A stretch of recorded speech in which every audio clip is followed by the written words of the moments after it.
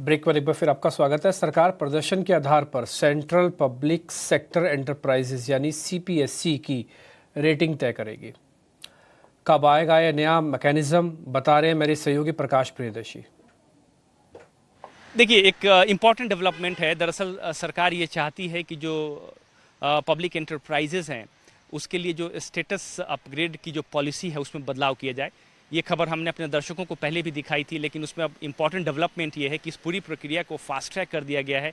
In fact department of public enterprises ने इस मसले पर तमाम स्टेक होल्डर्स के साथ बैठक भी की है, जिसमें सीपीएससीज के रिप्रेजेंटेटिव भी शामिल थे, जहां पर इस न्यू मैकेनिज्म के बारे में चर्चा हुई है कि इसको किस तरीके से इम्प्लीमेंट किया जाए।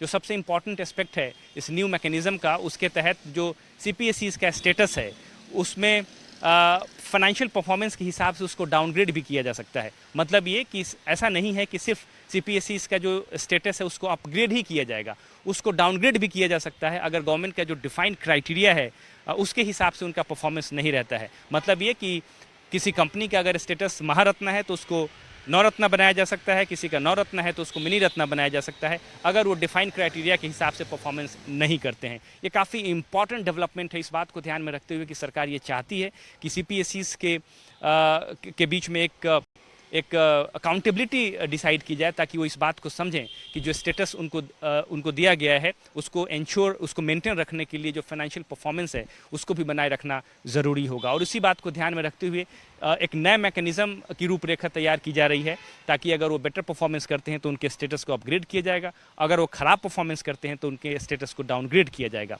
अब इन सब के बीच में एक इंपॉर्टेंट एस्पेक्ट है, जो रिटेल शेयर होल्डर्स हैं उनको नुकसान ना हो अगर किसी कंपनी का जो किसी सीपीएससी का अगर स्टेटस है उसको डाउनग्रेड किया जाता है।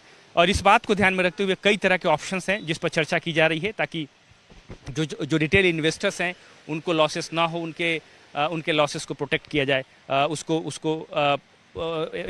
जो रिटेल इन्वेस्टर्स हैं उनको प्रोटेक्ट किया जाए। इस तमाम तरह की ऐसी स्ट्रैटेजी है जिस पर चर्चा चल रही है, लेकिन इसको फास्ट ट्रैक मोड में डाल दिया गया है। सरकार इस पॉलिसी को तुरंत इम्प्लीमेंट करना चाहती है। इनफैक्ट कई दौर की बैठकें हो गई है और उम्मीद ये की जा रही है कि जून तक, यानी अगले 2-3 महीने के अंदर इस न्यू मैकेनिज्म को इम्प्लीमेंट किया जाएगा। जैसा कि आपको पता है कि स्टेटस अपग्रेड के हिसाब से ही कंपनीज़ को, जो सीपीएससीज हैं, उनको इन्वेस्टमेंट, कैपेक्स, मर्जर एक्विजिशन से संबंधित ऑटोनॉमी सरकार देती है। लिहाजा स्टेटस अपग्रेड उनके लिए काफ़ी इंपॉर्टेंट डेवलपमेंट होता है, उनके फाइनेंशियल परफॉर्मेंस के ध्यान में रखते हुए।